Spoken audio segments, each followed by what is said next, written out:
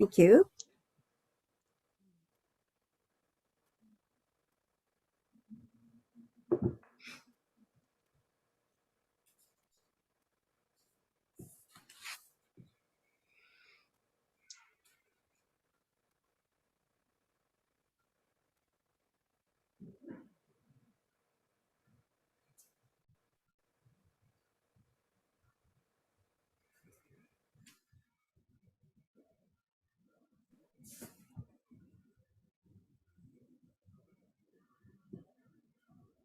Hi, Tony. And just right on time. It is 1 o'clock, and noting that we have all counselors attending virtually, and our staff is joining us today. I want to welcome everyone on this beautiful Valentine's Day, and welcome our listening public as well. With that, I will call this meeting to order, and we'll begin with land acknowledgement. And Deputy Mayor, over to you, please. Thank you very much, Your Worship. Good afternoon, everyone, and happy Valentine's Day. We would like to begin by acknowledging that we are meeting on the traditional lands and treaty territory of the Saugeen Ojibwe Nation, which includes the Chippewas of Nawash, unceded First Nation, and the Chippewas of Saugeen First Nation. We also recognize the Métis, whose ancestors shared this land and these waters. We extend our gratitude to all Anishinaabe and Métis peoples and their descendants, past, present, and future, who continue to care for and inhabit these lands and tend these waters. Thank you, Deputy Mayor. And I'll ask you all to join us in a moment of reflection as we consider the business before us.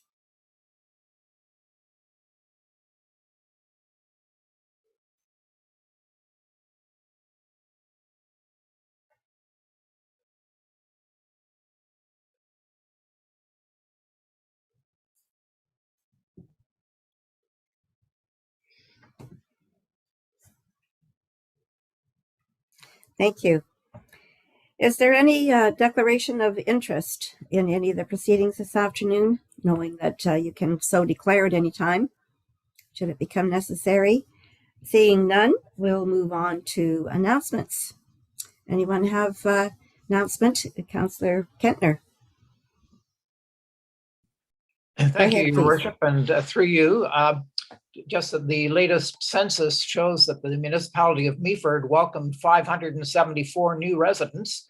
We grew from 10,991 to 11,485, which is a 4.5% increase. Growth in the Grey Bruce area is now outstripping the growth rate for all of Ontario, which is 5.8%. Between 2016 and 2021, Grey County's population increased 7.5% from 93,830 to 100,905. And just a little side note, our immediate neighbor on the east, town of Blue Mountains, had the second highest growth rate for communities its size for the entire country, 33.7%. Thank you. Thank you. Yeah, good news. I actually thought it would be higher than that, our increase. I thought it would be very close to 12 and a little over. But happy to have that news. Thank you. Anybody else with an announcement? I have just a couple. Being February, our first property tax installment for 2022 is due February 25th. And I just want to bring that to folks' attention that the 21 Trowbridge Street office is open and happy to help you there with your, or you can pay your bill online or in person. Please visit meaford.ca, of course, to learn more. We are hiring for several seasonal and full-time positions in the municipality. And again, if you visit the website, there will be positions listed there and ways to apply or to approach this. We are also conducting several opportunities for public feedback, and we encourage you to participate, to have your voice heard. Both the official plan review and Meaford Hall Arts Center strategic plans currently have surveys available for you to either fill out on hard copy or online. There will also be focus groups that are coming forward very soon and opportunities to participate that way. Again, checking out the website will have all of the additional information there. Coming up this week is a special event that we want to tell you about. Meaford is celebrating Random Acts of Kindness Day, which falls very neatly on Valentine's Day, that day of love. This campaign can be found on social media and leads up to a Random Acts of Kindness Day on Thursday, February 17th. We certainly invite you all to attend with the great kindness-themed events that we'll be hosting that day, and encourage you to visit the social media channels to learn more on how to get involved. Again, we encourage everyone to continue making kindness a focus in our lives today and every day. It goes a long way. With that, unless there's another announcement, we will move on to public participation. And again, I just want to make it known that we certainly encourage the public to participate in any way they are able. Unfortunately, right now it is still remotely. Soon we hope that we'll be back in person. But anyone wishing to do a presentation to council or a delegation on any of the items that we have on the agenda or ask a question is entitled to do so either virtually by phone or through the internet. The public can also watch our meetings via meaford.ca/YouTube. We would ask that anyone who wishes to participate in the council meeting, please register with the clerk's office before 10 in the morning of the day of the agenda will be heard, so that we know what to expect you. And so with that, our first presentation this afternoon is Lesley Lewis, the Grey Bruce Climate Action Network, the annual report from May 2020 to April 2021. So welcome to you, Lesley. Thank you. There you go. Thank you, Madam Mayor, Deputy Mayor, and councillors for this opportunity to present the Grey Bruce Climate Action Network 2021 annual report. My name is Lesley Lewis, and I am a member of the Grey Bruce Climate Action Network, which is more commonly known as GBCAN. As you will see, GBCAN is very active across multiple levels, and through this action, we are inspiring hope across our communities. What better topic to talk about on Valentine's Day than hope through action? Next slide, please. The Grey Bruce Climate Action Network is comprised of 8 citizen-led, municipally based climate action groups. In addition, there are representatives from Grey County Planning Department and from other groups such as the Collingwood Climate Action Team. Next slide, please. We are motivated by the belief that citizens working collaboratively with municipal leadership have the best chance of building on the natural assets of our region and adapting our built environment to protect the future of our communities from the worst effects of climate change. Next slide, please. GBCAN has 3 key objectives: to support local and regional action through to mitigate greenhouse gas emissions and adapt to climate change, to share resources, strategies, and lessons learned, both with others and among ourselves, and to come together when regional action is needed. Next slide, please. So what has GBCAN done in the past year? Here you see the results of our mapping project. Data was collected on citizen and council engagement across the region, and the results are summarized in this map. A 3-color coding scheme is used to show different levels of climate action. Gray represents no action. Blue represents an active citizens group and/or a declaration of climate emergency. And green represents municipal climate action. You can see that Grey County is colored green, meaning that it is engaged in climate action. Currently, staff are finalizing the county climate action plan, which they hope will be approved by council in April. At the municipal level, 6 councils are engaged in climate action, 5 of which also have Citizens Climate Action Group. There are another 6 municipalities, including Meaford, that have an active citizens group, and 5 municipalities, including Meaford, that have declared a climate emergency. Next slide, please. GBCAN members were very engaged with municipalities during this time. For example, in Meaford, we have worked collaboratively with members of council and staff to implement 2 successful new initiatives: styrofoam recycling and pollinator gardens. Other councils have established municipal climate action committees that include members of the local Citizens Climate Action Group. And 3 municipalities have begun to develop a municipal climate action plan with participation from their local climate action group. GBCAN members have also encouraged their municipalities to join the Partners for Climate Protection program that is managed and delivered by the Federation of Canadian Municipalities and the ICLEI Canada. The PCP provides advice and support to its members on developing municipal climate action plans. Membership is free. Through this program, members gain access to financial support from the Government of Canada and to tools, networking venues, case studies, coaching, and technical assistance. 5 municipalities in our region and Grey County are members. They are working closely with the PCP to develop their climate action plans. Next slide, please. At the citizen level, GBCAN members have organized community-wide actions such as educating the community on the 7 R's for waste management: rethink, refuse, reduce, reuse, repair, regift, and recycle, and emphasizing personal actions such as the Meatless Monday Challenge, taking the Carbon Footprint Challenge, and encouraging citizens to start their own native pollinator gardens. Next slide, please.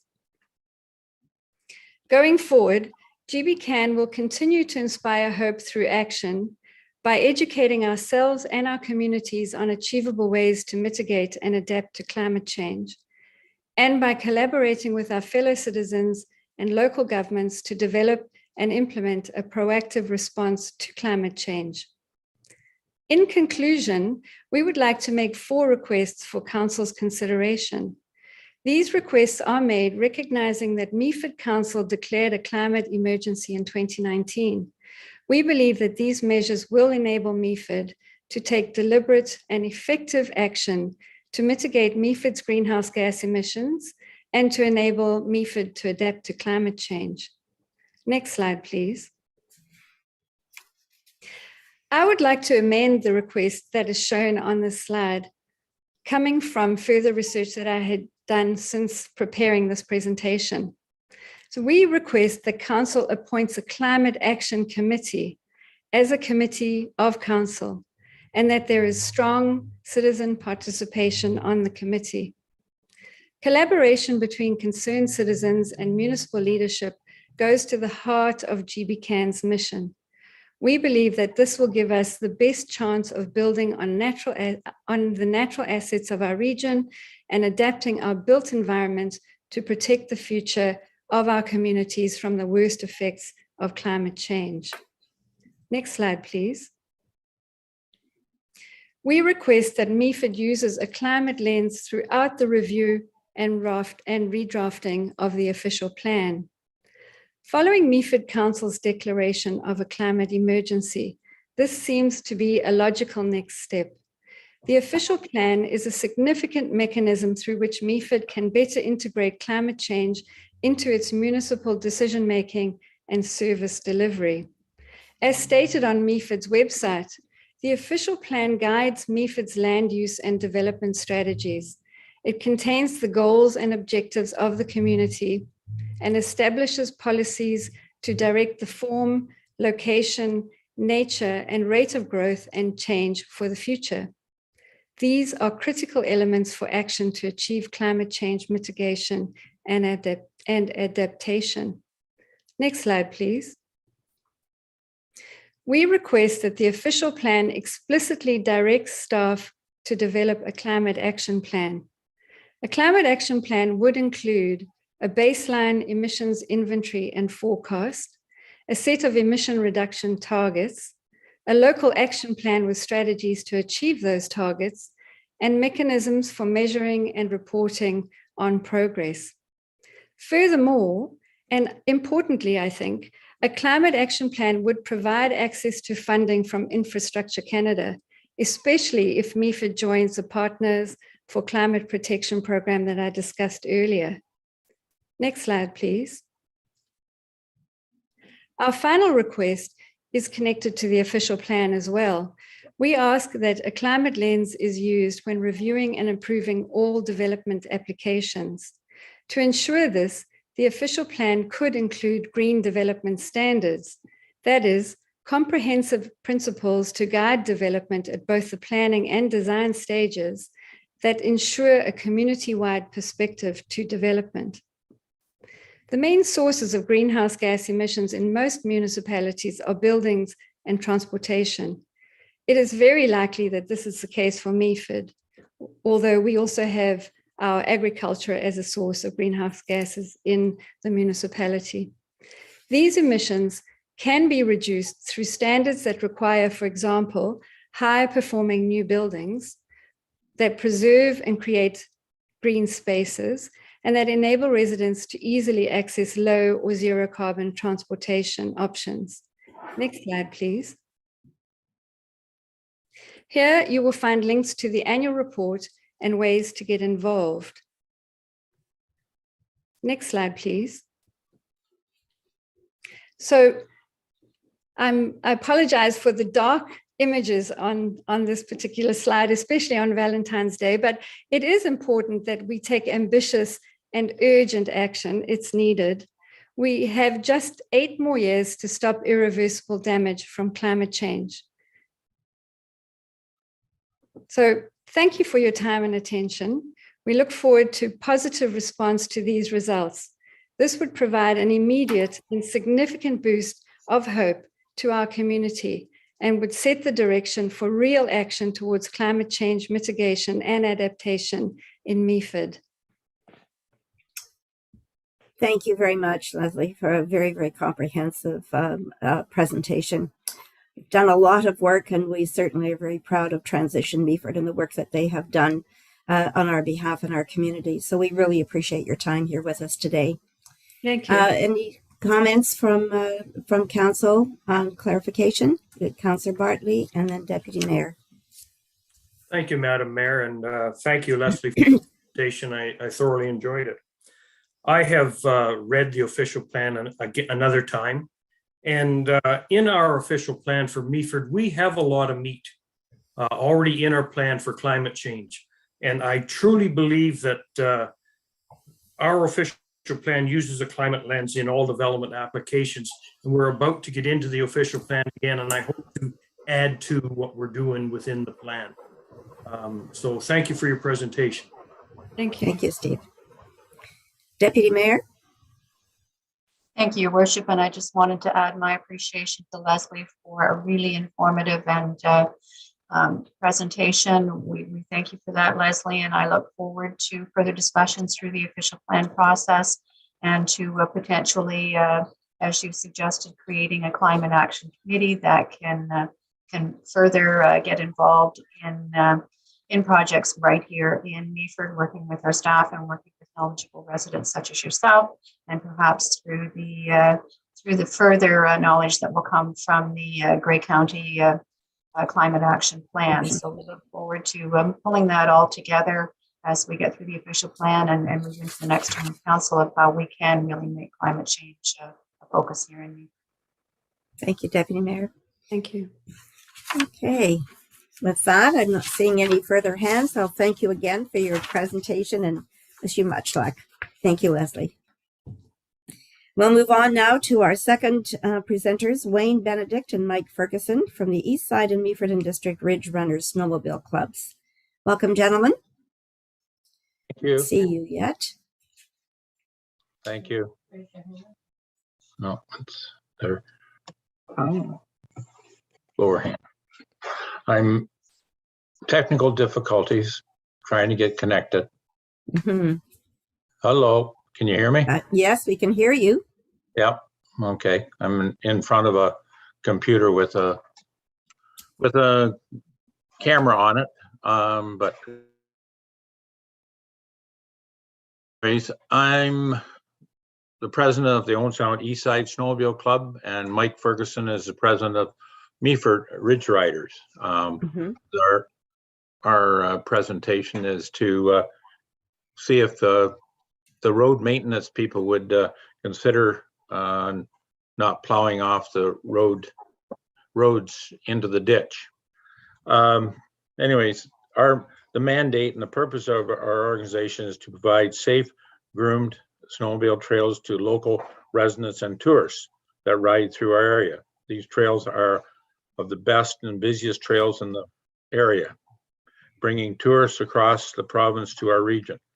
A recent economical impact study suggested that the snowmobiling add $3.2 billion to the Ontario economy annually. I'm confiding that the local business and municipal government would enjoy capturing some of these dollars.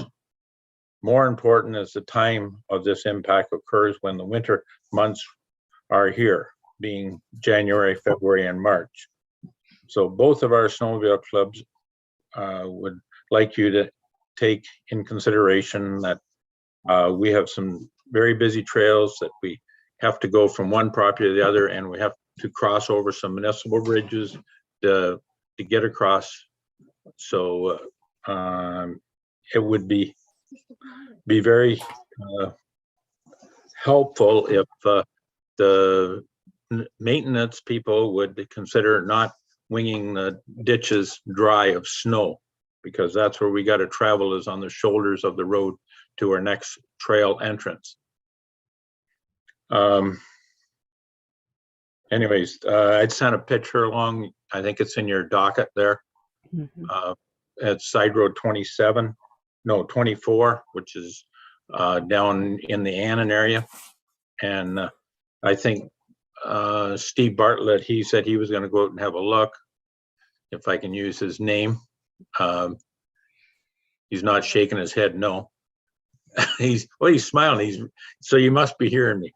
Anyways, it's a very busy trail. That's our B trail that crosses from Sawbolt right through to Ottawa, and it's our major link across the county. We have other areas of snowmobile trails that travel on the town line and on side road 3 in St. Vincent that would be good to consider leaving a little snow on the shoulder of the road, not on the road, but on the shoulder of the road. Okay, so that's my concern. I would like your input or feedback on that. Well, thank you very much, Wayne, for your presentation, and to you and Mike for the work that you do. It does a very, very valuable winter pastime for many. I know we see the snowmobilers coming into town quite frequently.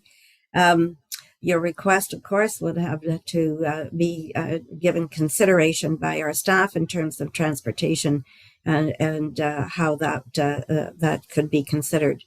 But I'll open it up to council for any comments. If anyone has a comment, Councillor Greenfield. Thank you.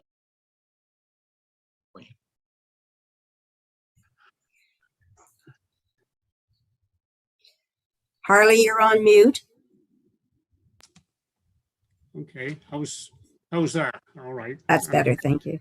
Yeah, sorry. Yeah, through you to Wayne. What are you looking for as a minimum depth? And I realize that's gonna vary day to day almost, but on the shoulders, is 4 inches enough? 3, 4, 6 inches? Well, any idea? 4 inches, but it would become packed 4 inches. And then when your grader comes along or snowplow, he takes and scrapes that 4 inches back off. So And with us having winter one day and spring the next day, it'd be nice if they would leave that there and it'd be packed down and they would give us a traveled portion to travel on. But 4 inches would be nice, just the wing side, not the center of the road. Okay. Okay, thank you for that. Yeah, Councillor Bartley and then Councillor Bell. Thank you, Madam Mayor. Now, would this be the time to ask staff a question, or should I do that in council inquiries? I think you can wait till inquiries. That's what I'm going to do. Thank you. Okay, thanks. And Councillor Bell? Thank you, Madam Mayor, and thank you, Wayne, for your presentation. My question on the request from both of the clubs leaving some snow along the edge of the roadway is the request is being made here to the municipality of Meaford. And is our municipality different than other municipalities in that other municipalities that have snowmobile riders using the roads in the same way, do they leave snow for the clubs, or are we different, or are we the first one that this request is being made to? Just so I get a feeling for how municipalities try to help out snowmobiling in the province. Georgian Bluffs have been very kind to us in some areas. They have left just the wing side snow there so we can groom it or press it down so we can have a little bit of a trail on the edge of the road. And some of it is even in the ditches. But when you wing right down into the ditch and dig it out, it makes it pretty difficult to pack any snow down there. So Georgian Bluffs, they've been kind of kind in some areas, yes. Okay, Councillor Kentner.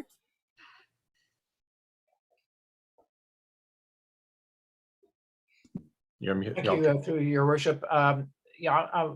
We've heard the same complaint from snowmobilers trying to access service stations and coffee shops in Meaford that in town we're leaving nothing on the shoulder, so that it's very difficult for them to be able to enter some of the like leave some of the trails and enter the town to take advantage of services here. So I hope that staff will take a closer look at this. Thank you. And Deputy Mayor. Thank you, Your Worship, and thank you, Wayne and Mike, for your presentation. I had the privilege last winter of having a ride on the groomer. Those bike trails are absolutely beautiful.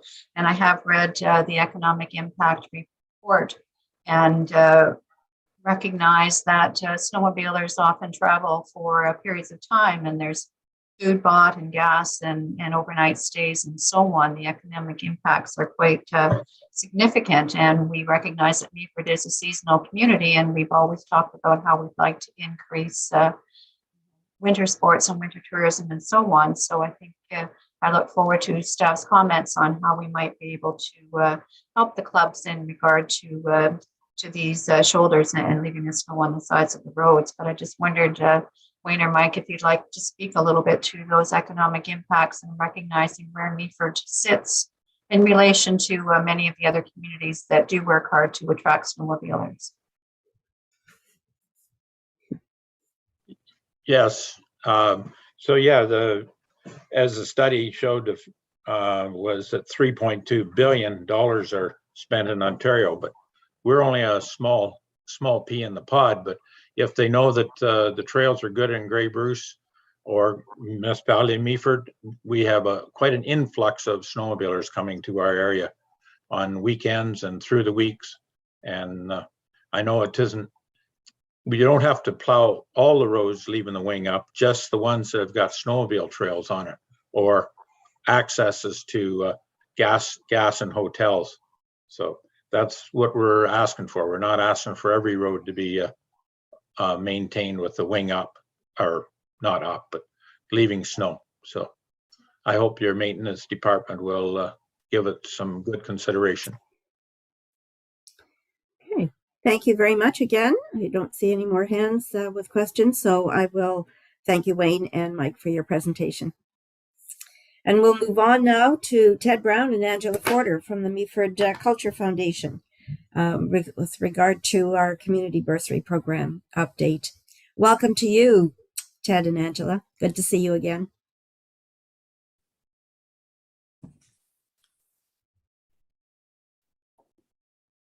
Ted, are you there?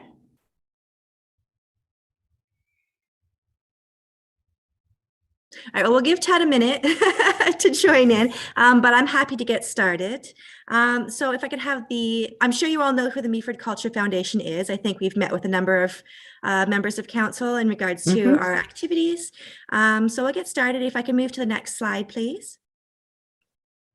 Thank you. So since 2006, when the foundation was started, we've invested very close to $1 million into our local community. So 268,000 so far has gone into our community outreach program, and 654,000 into Meford Hall capital projects and sponsoring of upgrades and updates at Meford Hall. Most recently, we are putting money into the new speaker system, the LED sign system, and upgrading all of the tech that makes Meford Hall able to present film and a number of other programming there.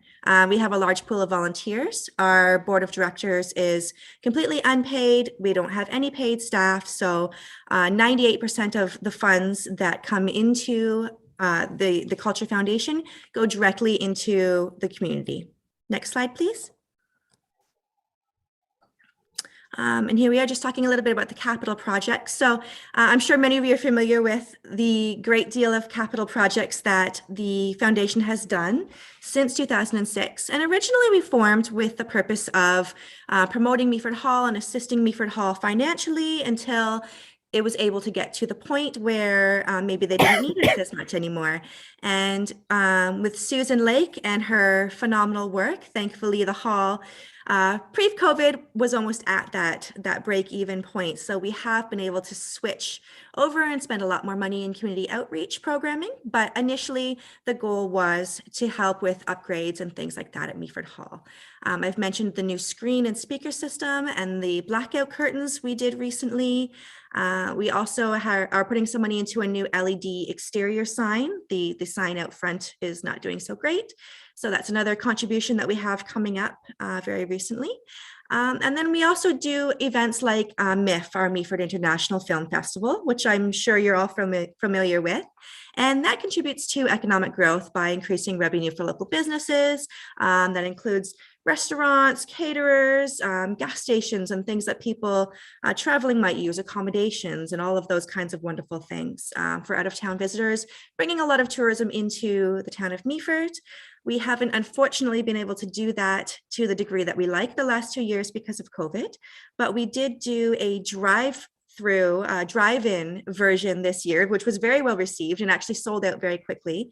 And the year previously, we did a virtual streaming version of MIF. So we're keeping it alive despite COVID, and we do hope that we will be back in the hall for a regular COVID this year. Next slide, please. So the community outreach program. So as I've stated, the foundation has sort of two separate mandates, and one is to contribute to the growth and development of Meford Hall, and the other is our community outreach program. And as some of you know, I have been the community outreach director for about 1.5 years now, since I started on the board. And part of my role is to write grants and source funds and donations for the activities that we support, including the bursary that we receive from the municipality, which we are very, very thankful for your support on that. And then the other part is to meet with local groups to better understand how we can assist them and how we can help them make programming available and accessible to everyone within our community. I won't make you sit through me reading the entire list, but as you can see, we have worked with a great deal of local groups in the last 1.5 decades. And many of you may have been part of some of these groups yourselves. Next slide, please. Thank you. I'd like to take a moment to talk about the community impact of our organization. And I think it's really important to highlight the work that we do now, especially with COVID lockdowns and the mental health and the negative health effects this has had on people in our community, including youth in our community who we primarily cater to. So, for example, providing hope and support for up-and-coming artists, we have Chris Sherry and Victoria Ye, and a number of other phenomenal artists in our community. And over the years, we've helped them put on live concerts, virtual concerts, music programs, and all kinds of other programming. Giving students the opportunity to pursue arts education. So this year we were able to offer bursaries to students at Mutable Arts who wanted to take on joining the competitive dance program, but there is a high cost associated with that. So we helped to subsidize that program by 50% so that those youth could participate in that dance program as well. Improving mental health and creating social opportunities for our community's youth. So this past year, I believe we gave $6,800 to the municipality for the youth arts camps, and that included a plein air oil painting camp. They did the potions camp at Meaford Hall, and a number of different things that Emma Smith coordinated, and we do help to subsidize those programs as well. Bridging the gap between youth and programs that have become inaccessible. So I'll give you the example of the school's music program has unfortunately been closed down due to COVID. So Victoria Ye, our wonderful local violinist, undertook this program under her wing, and we offered the Meaford Singing Strings violin after school program out of the Kin Hall. And that was a low to no cost. So it was only a $25 registration fee. And so it was a free music program to youth in our community. Creating unique experiences that would otherwise be unattainable. So I know that some of you may have attended Fatty Legs and some of the other programming that we've had at Meaford Hall, for example. So we kind of go to our way to find different programs that have a really strong cultural and important message. We've done videos about cyberbullying and things like that. And we invite the Indigenous communities and the high school students and the public school students sometimes as well to participate in these experiences that otherwise they wouldn't have an opportunity to do just through the school system. Making it possible for parents to send their children to art camps. So this year, we're actually giving $9,600 to the municipality to greatly increase the number of arts camps that are available to students in the summer, as well as arts workshops that are happening in the fall. We encourage talented artists in our community, which we have a great deal of. And again, driving tourism through arts and culture with all of the vast amount of programming that we fund and that we support. Next, please. Thank you. So in 2021, we unfortunately weren't able to fund as many programs as we would like to because there just wasn't a lot of live concerts and things like that happening due to COVID. But we were able to do the Singing Strings program, which I've mentioned, and the municipal arts camps as well. We offer funding to the Dragons event, the Mutable Arts bursaries, and we also started a new post-secondary scholarship for youth in the Meaford area who are going to be taking an arts or culture program in college or university. Next slide, please. Perfect. And what do we have coming up for 2022? So again, we have the municipal arts camps, we have the Singing Strings program and the Dragons event. The Pursuits Film Festival at the high school is going to be back on this year. So we will be funding that program as well. Chris Sherry Presents has some different concert ideas in the works. So we're looking very forward to that. And the Meaford Theatre Company is going to be working out of Woodford Hall, offering free acting classes for youth in our area who have lost out on that because of cancellation of programming due to COVID. So that's going to be new as well. And we'll have our regular MIF, and we're also looking at doing a youth MIF. So that'll be on July the 9th, and we'll have a showing for younger children and a showing for older youth. And that will be at the community center. So Youth MIF is sort of our newer initiative to get younger students involved and interested in arts and culture and film festivals specifically. So we're very excited about that as well. So if you know of any local artists, when you're out and about and networking, any artists, any workshops, any groups that maybe have some ideas for programming or anything like that, please send them our way. www.meafordculture.ca. We would really love to hear what they have going on and see if we can work with them on some funding opportunities to make programming happen in our community. Thank you. Wow. Thanks so much, Angela. That was wonderful.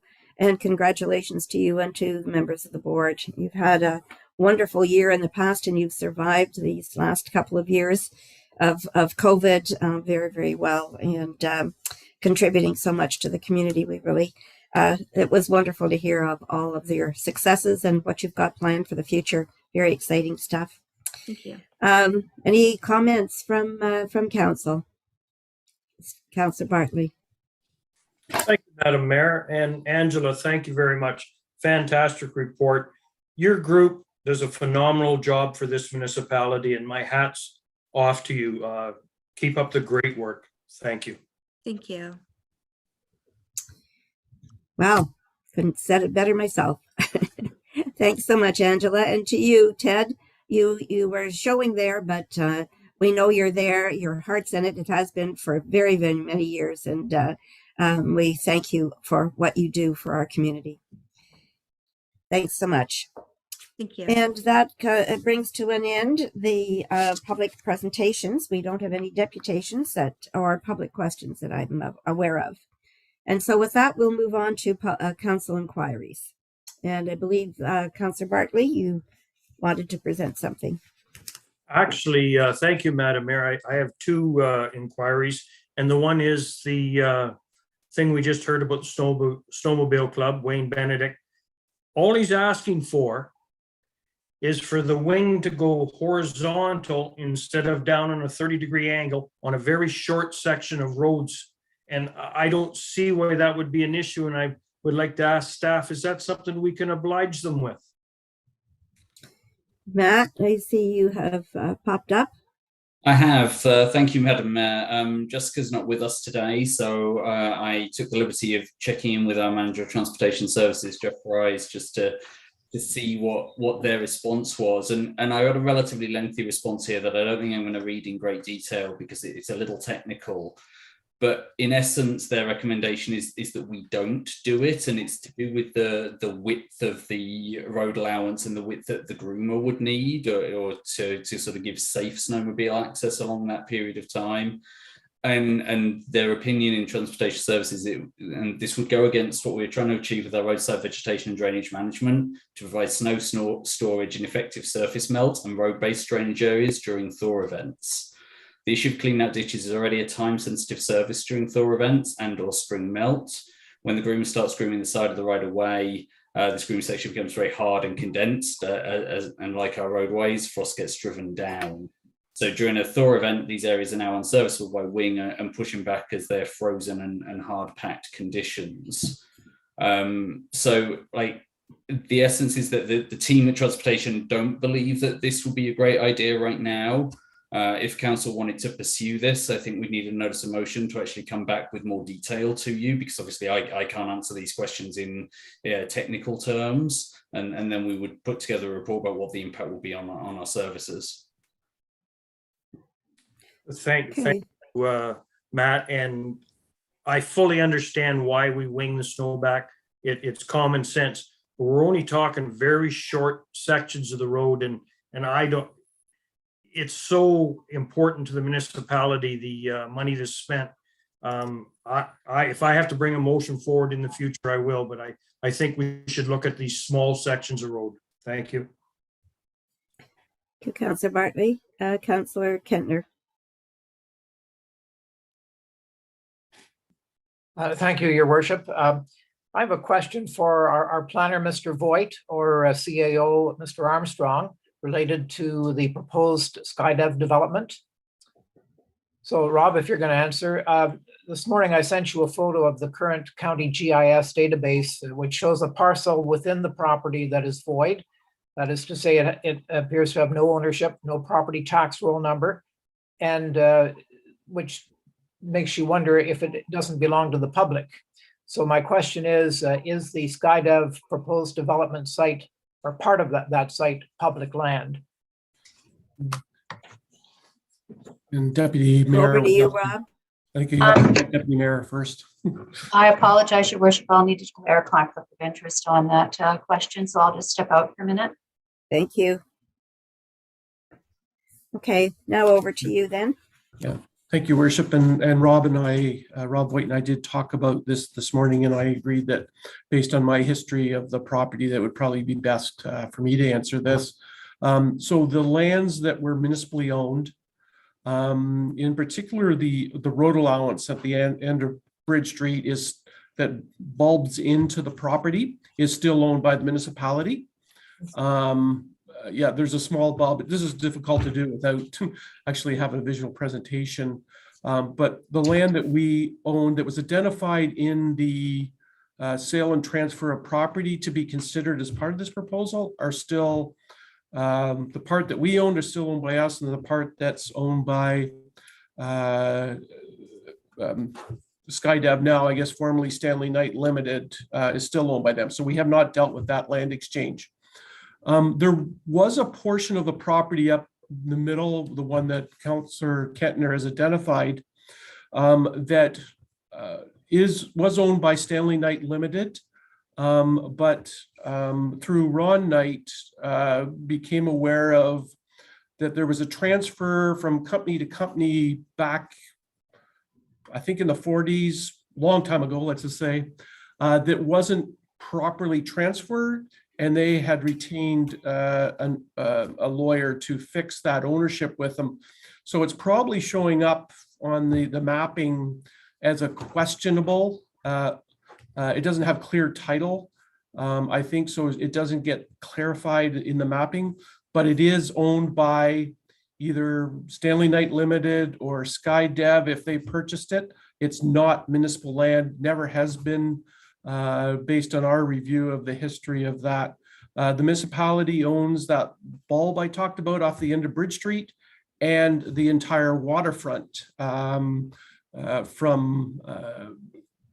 the David Johnson Park right through to the end of Boucher Street. Oh, can I just a supplementary? Sure, go ahead, please. Are you saying, Rob, that it would be possible to have a right of way from Bridge Street to the shore?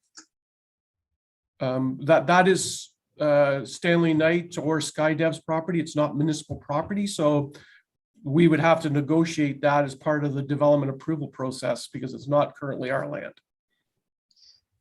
It would appear, that on the one hand, it's going to serve the purpose of a site for the hotel, and on the other hand, if it were not for the hotel, it might be possible to have a right of way through to the water, and in fact, possibly, another road along the water.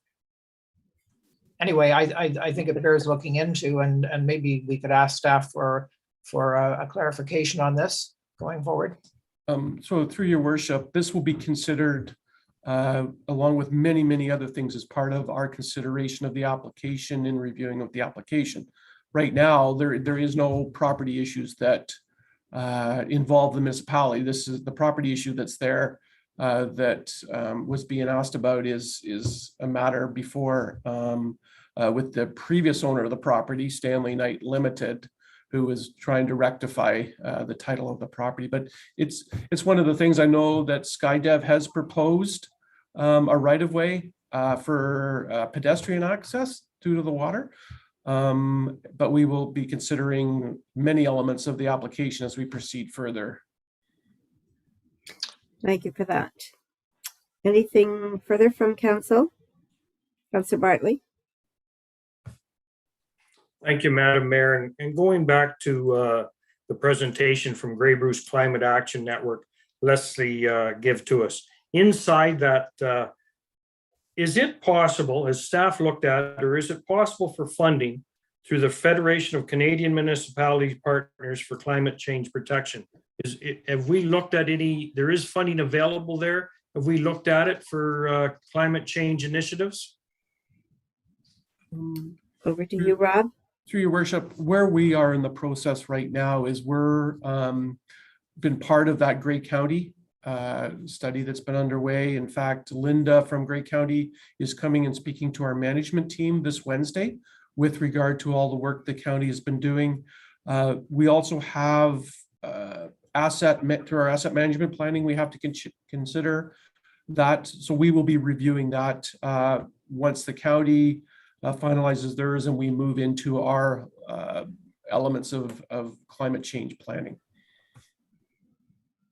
Yeah, okay, and I really appreciate the work you're doing, Rob, on it. I know we're probably as advanced as any other municipality on this. I was just wondering whether there is money available to help us out with it. Okay. Thank you for that, Councillor Bartley. And Rob, anything else, Council? And I don't see any hands up. So we'll move on to 8.1. It's our consent agenda, but we only have one item. So I will ask for a mover and a seconder, please, to put FIN 2022-01 payment in lieu of taxes update on the table. The recommendation is to transfer the remaining $307,100 of the PILT settlement to the tax stabilization reserve. And number 2, to transfer the 2021 operating surplus to the tax stabilization reserve. And number 3, to provide an update report to council when the amount of the 2021 operating surplus is determined. Can I have a mover and a seconder, please? Councillor Bell and Councillor Bartley. Any discussion on this item? Councillor Bartley.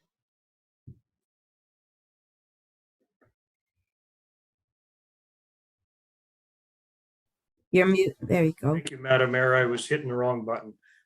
Fully agree with what the staff wants to do with this money. I understand the issues that could come out of it. I have a question probably to Valerie. Last year, when we accepted a tax increase, the county come out with and changed the amount of that we were going to charge the industrial part or the commercial part, which in turn put the residential taxes up. This was after we agreed on a certain amount, and there's nothing we could do about it. Inside this report from payment in lieu of taxes on page 39, there's a small scale on-farm business subclass subsidy that people can go under. Do you think that's going to affect our residential rate? Do you think that, is there any sort of money going to have to go back to the small on-farm businesses? I don't think we have enough. I don't think we have enough on-farm small businesses to worry about. Maybe, I think there's like 4. So I think we're okay. Okay, I just didn't want to get a surprise 2 months down the road like we did last year. I don't think so. Thank you. Thank you for that, Councillor Bartley. And I'm not seeing anyone else with a hand up. I will call a question. All in favor of this motion going forward, this recommendation, and that is carried.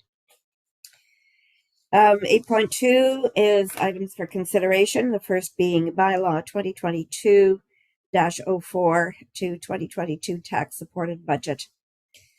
And the recommendation is be it resolved that Bylaw 2022-04 is a bylaw to adopt the budget, estimates of revenues and expenditures for tax supported purposes for the year 2022, and that be taken as read a first, second, and third time and finally passed. I have a mover and a seconder, please, to put that on the table. Councillor Vickers, Councillor Bartley. Any discussion on this item? Councillor Bartley, again. Thank you, Madam Mayor, and I'm sorry. No, please. To the staff, I didn't see anywhere in the capital budget for the solar panels that we have paid for. It's in reserves. Should it be in this capital budget, Matt? This is a tax supported. Through you, Madam Mayor, and thanks for the question, Councillor Bartley. This was perhaps a bit of an oversight because, yes, council's allocated the money to the solar panel project through the PILT settlement that we had. I don't think we put it into the capital budget because we weren't certain exactly how we were going to move forward and when.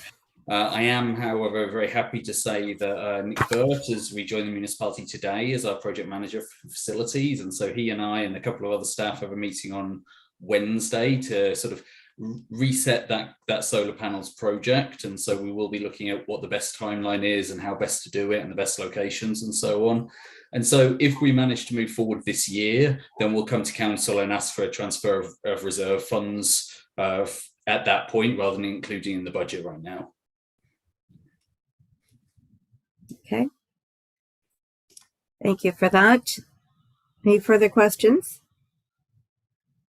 Seeing none, I will call the question. All in favor of this recommendation going forward? And that is carried. Next is bylaw, excuse me, bylaw 2022-05 is the 2022 user pay budget. Again, the recommendation is be it resolved that this bylaw is to adopt the budget, estimates of revenue and expenditures for user pay purposes for the year 2022, and that be taken as read a first, second, and third time and finally passed. I have a mover and a seconder, please. Councillor Greenfield, Councillor Bell. Any comment, questions on that from council? Seeing none, I'll call the question. All in favor of this bylaw being passed? And that is carried. The next is bylaw 2022-06 is the 2022 fees and charges bylaw. Again, to establish the fees and charges for the municipal services, programs, and facilities for the year 2022, and that be taken as read a first, second, and third time and finally passed. I have a mover and a seconder, please, to put that on the table. Councillor Bartley, Councillor Vickers.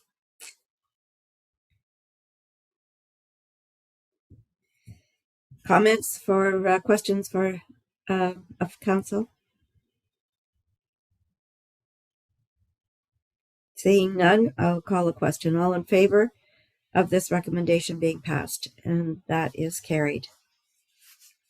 The last one is the bylaw 2022-07 is the long-term debt agreement with particular reference to Thompson Street. And this is the bylaw to approve the submission of an application to Ontario Infrastructure and Lands Corporation, OILC, for the long-term financing of certain capital works, and to authorize the entering into of a rate offer letter agreement pursuant to which the municipality will issue debentures to OILC, and that be taken as read a first, second, and third time and finally passed. I have a mover and a seconder for that, please. Deputy Mayor, I saw your hand before. Thank you. And Councillor Kentner.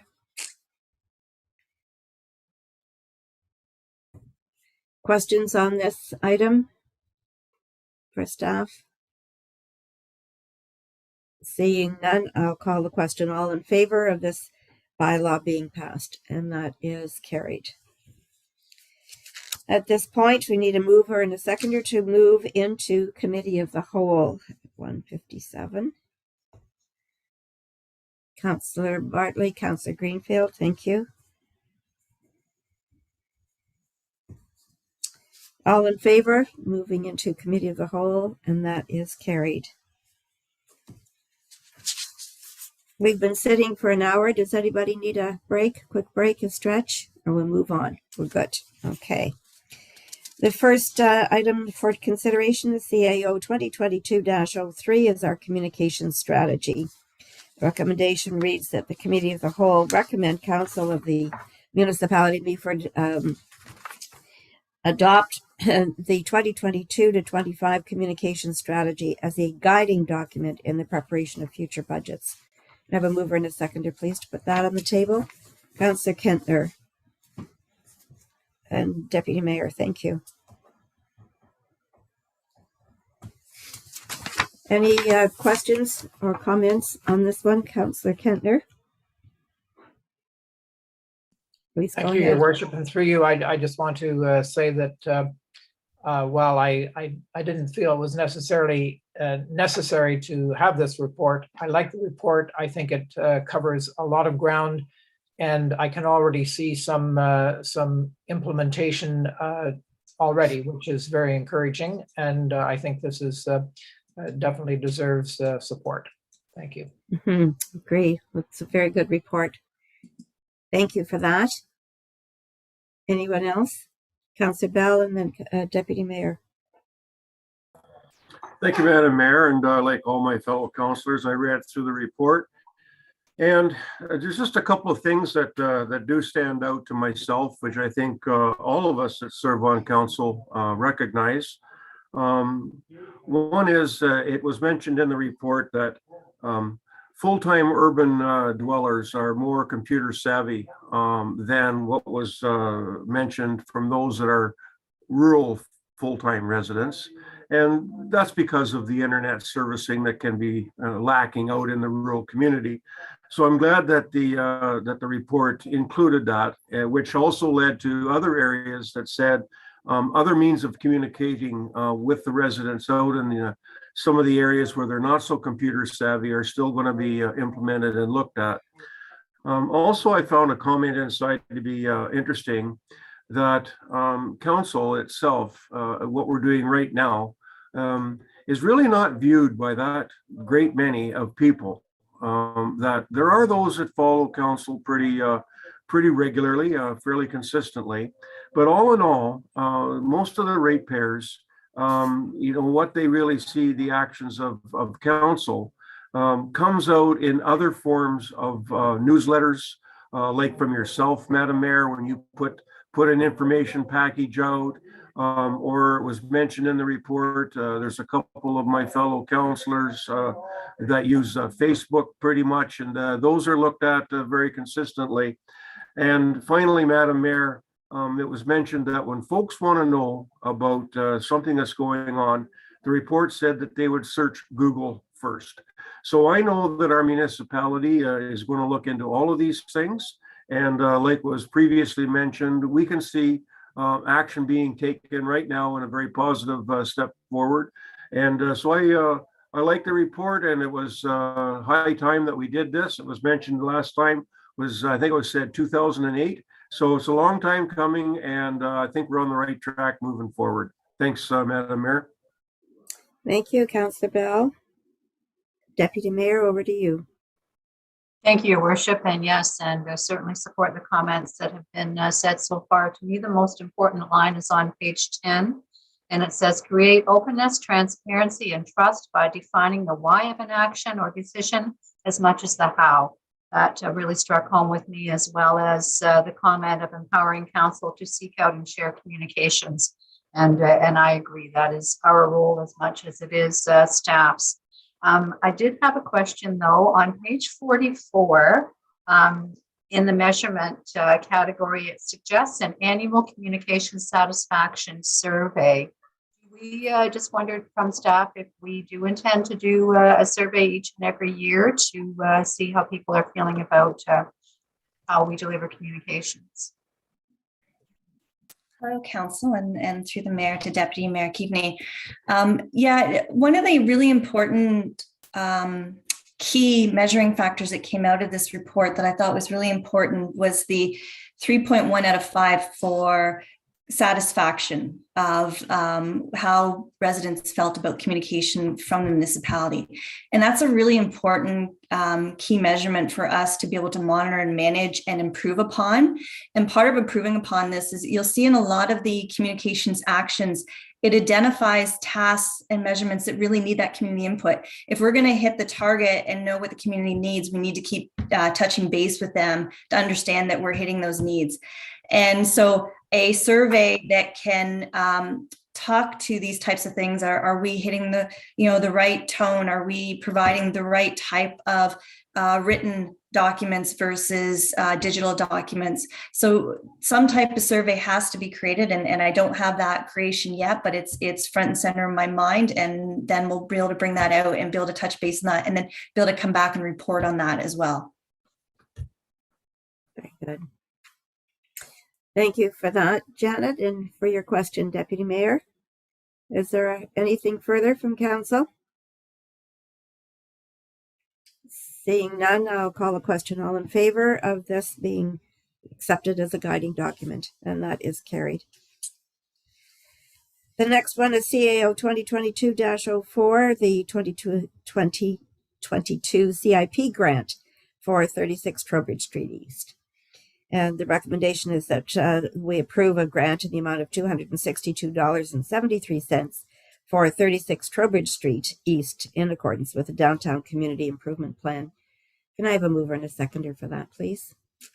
Councillor Greenfield, Councillor Bell, thank you.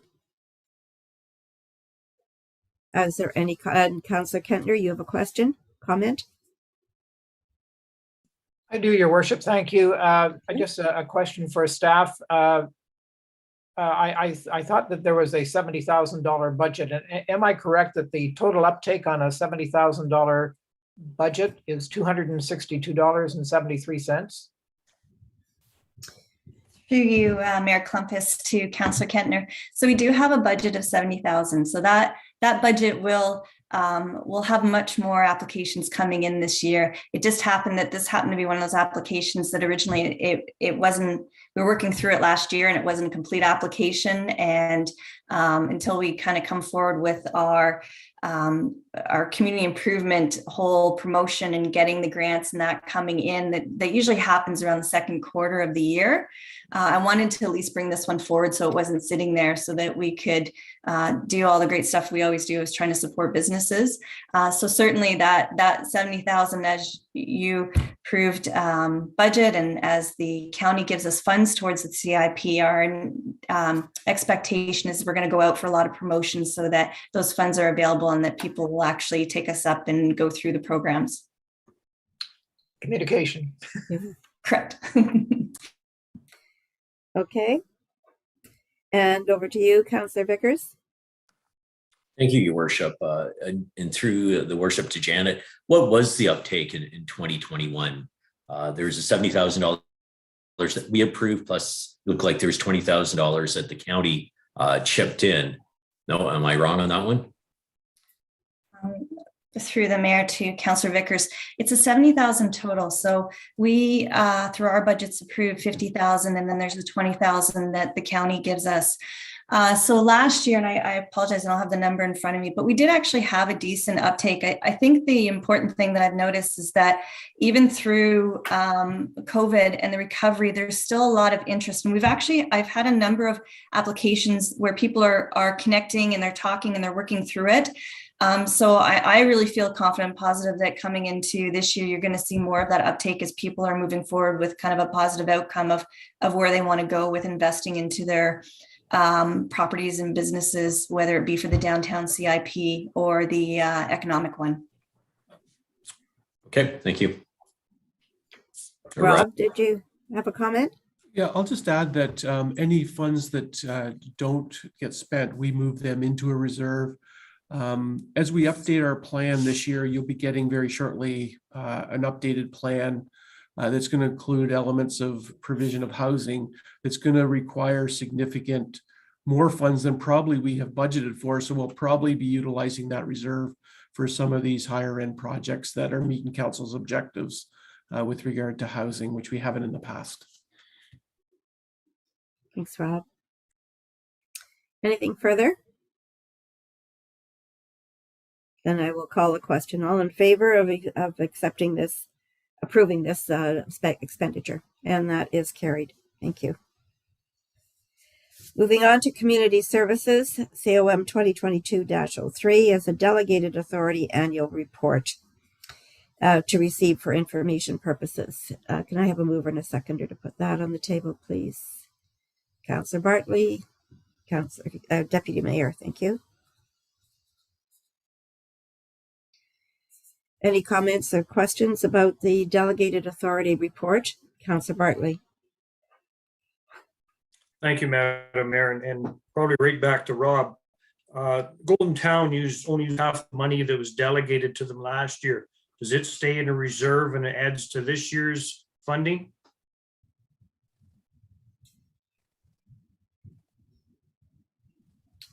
Rob's pointing is going to take this. So yes, what we've done over the last couple of years is only topped Meaford Food Bank up to the $30,000 level. We haven't sort of given them $30,000 every year, and so it would increase and increase. We're reviewing that right now to figure out exactly how that should work in future. But the reality is, unfortunately, since we started that program, we haven't had a full year of operations. We did it midway through 2019, and obviously activities in 2020 and 2021 were limited for youth and for adults doing recreation things. So we're hoping to see this year how much money actually gets spent, and then we'll be able to come back to council with a bit of an update on how we should deliver that funding, whether we just do pay 30,000 every year or keep topping it up and reduce the budget and so on. Thank you. It's a really good program. I just was curious on the funding. Thank you. How it goes. Thanks for that. Anything further? Deputy Mayor, I see your hand.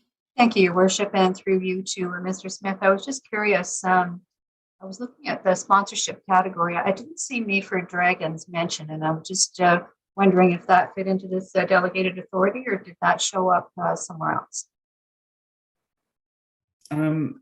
Through you, Madam Mayor, would you be able to tell me which section of the delegated authority you're looking at? I'm looking at number 13, sponsorship. Yeah, I think with the Meaford Dragons one, I believe we do that via the community grant process. That was we made an award to the Chamber of Commerce that was for supporting events like the Meaford Dragons. So it wouldn't fit into this. This is for stuff that council hasn't approved separately. Understand. Thank you.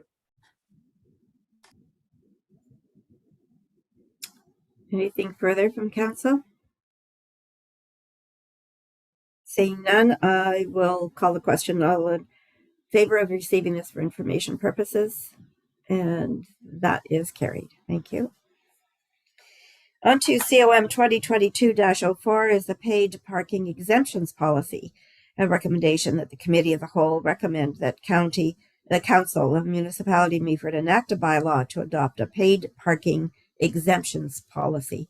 And I have a mover and a seconder to put that on the table, please. Councillor Vickers and Councillor Bartley, thank you.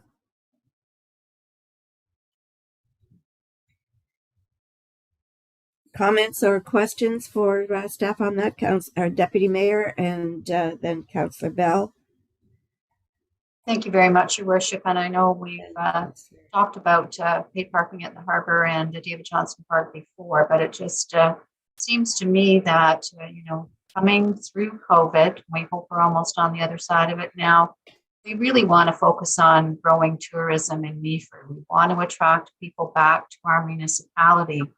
And that just frightens me, honestly, that we would work hard at doing that on the promotional side of things. And then they get here to our beautiful harbor and find out they have to pay $10 to park there. I believe there is, as we've heard from Chamber of Commerce President Scott Gooch, that there will be an impact on our downtown businesses. But they will lose because people may not stop in our downtown and visit our harbor and shop in our main street. And it also seems to me that we risk rentals at the pavilion. You can think of someone wanting to have a wedding or an anniversary event or whatever they might choose, and then thinking of their guests. I know it suggests 2 free passes for pavilion rentals, but I don't think that cuts it if someone is wanting to host an event of that nature. So I just really hope that they'll consider scrapping this, to put it bluntly, because it just seems to me the exemptions are complicated, and if you do it right, it's a lengthy list, and I just don't see that it's really worthwhile going any further with this paid parking at the harbor. So I'll leave it from there over to council. Thank you, Deputy Mayor. And Councillor Bell, you're next. Thanks, Madam Mayor. So fellow councillors, I was a voice that when this first came up about expanding it from Memorial Park to other locations, I was a voice that said I wasn't inclined to want to do that. And I know that we've all read the package here, and this paid parking, this has a great effect, and I consider it to be an administrative burden, because as we read through areas like what the Deputy Mayor just mentioned about the pavilion, so somebody rents it and they get 2 free passes, everybody else has to pay. Well, the question logistically comes up with, how are we going to implement this? Who is going to be the one that's going to monitor it? Where are they going to be able to buy their ticket that they need? So then it was saying about keeping washrooms clean is also inside the report.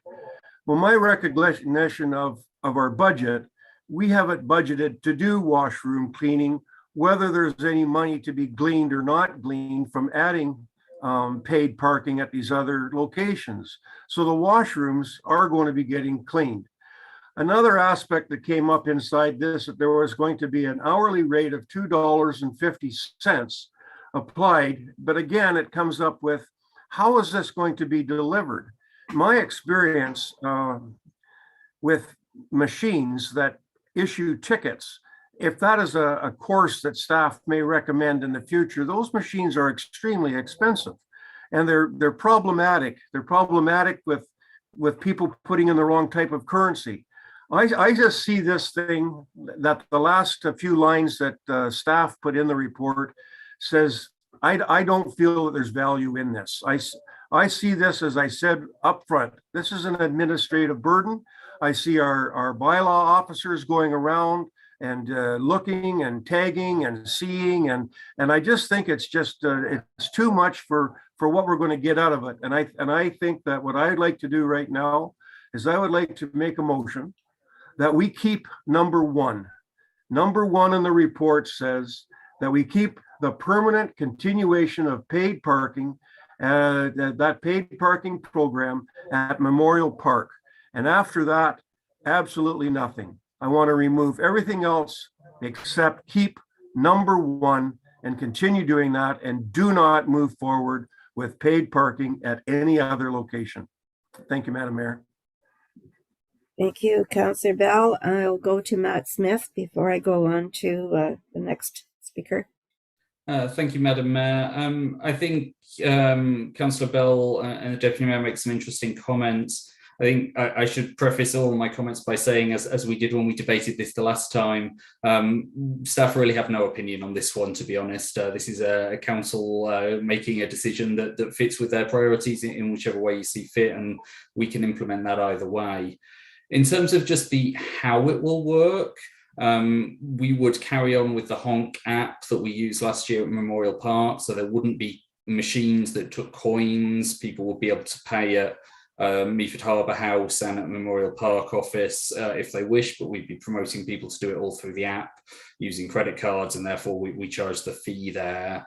Things like the issuing of the permits for pavilion rentals and so on, that's pretty easy. We would just have a stack of permits at the arena office, and when somebody booked the pavilion, we'd give them to, or we'd send them to. So those sorts of administrative things, it is a burden, there's no doubt, but it's not insurmountable by any stretch of the imagination. Just to Councillor Bell's motion that he's just made, I think we would just need to adapt that a little, because of course council's already passed the motion that's on the first page of that bylaw, and the motion that's on the floor right now is to recommend that we enact a bylaw to adopt a paid parking exemptions policy. So I think that we would have to just change this to say the committee of the whole recommend council of the municipality of Meaford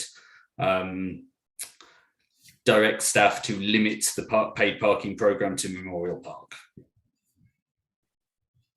That would be satisfactory, Madam Mayor. Thank you, Mr. Clerk. Thank you, Matt, for that. And I have Councillor Greenfield next, and then Councillor Kentner, and then Councillor Bartley.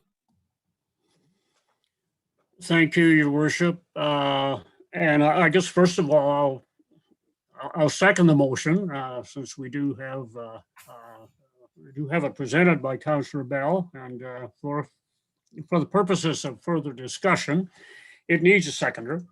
Back at the, I think the beginning of the paid parking discussion, I mentioned that I was very much in favor of having paid parking at Memorial Park. And that was for a couple of reasons. One, I thought there were some users at Memorial that were perhaps maybe not treating it with the respect that it could have had or should have had.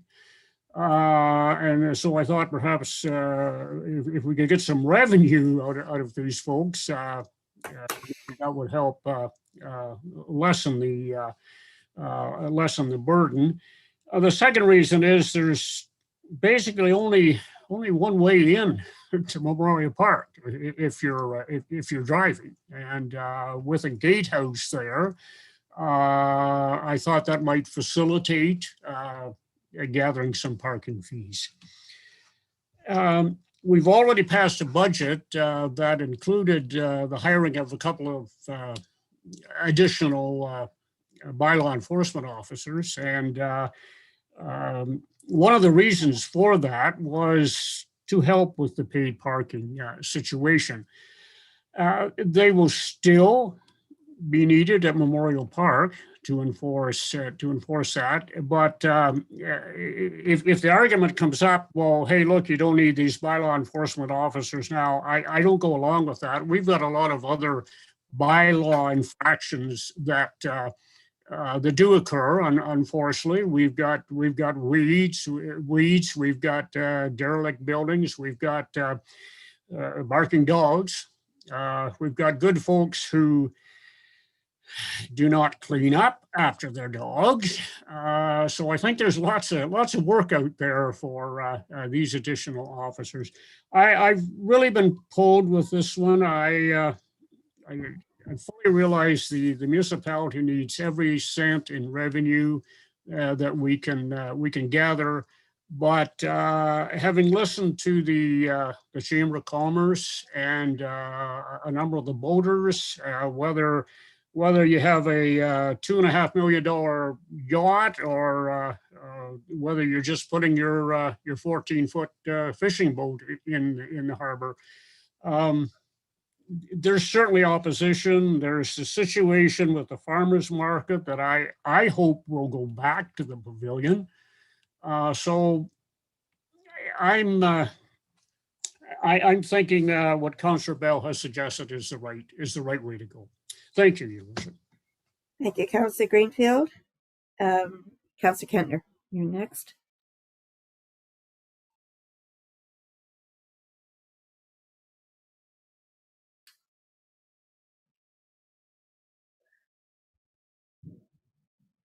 You're muted.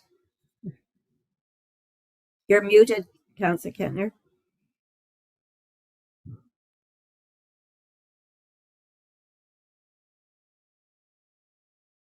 We can't hear you. I apologize. I lost my video too, and then I couldn't find where to click on my mute button. So first of all, I'd like to apologize, to staff.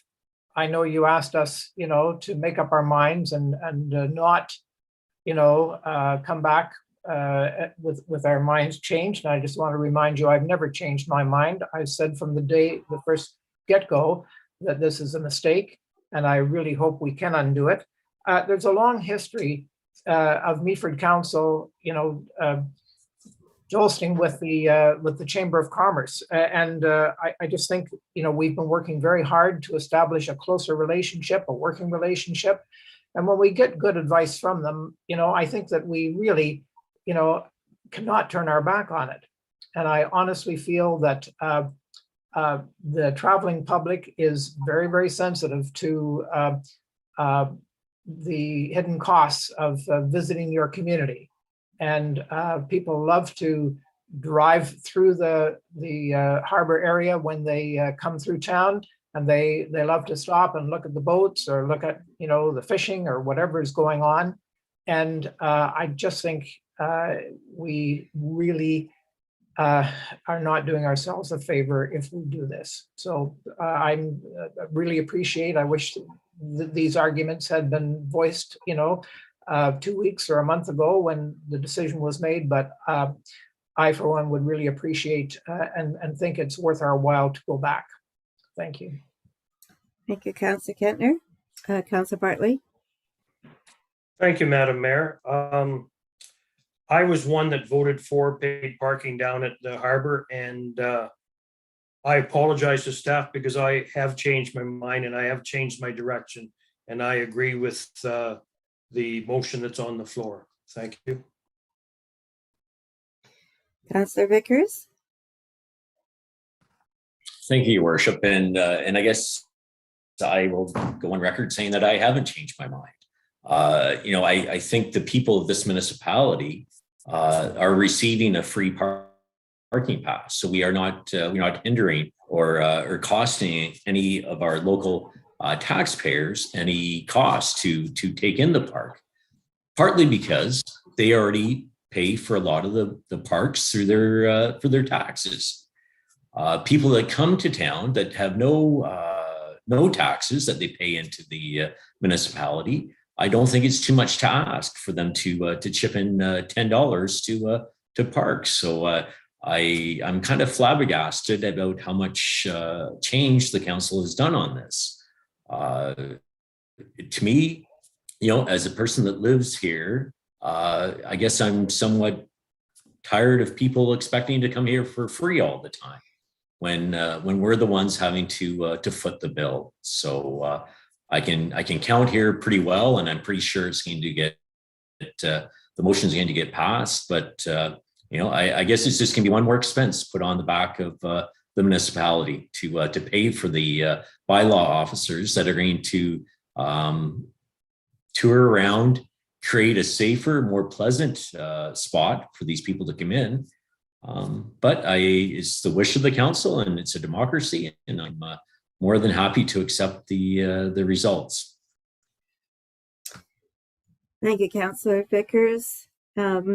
I have to say that I think in reviewing this, what we had asked our staff to do was to come up with an exemptions, with what would be an appropriate exemption policy to accommodate the messages that we've heard from the public and so on.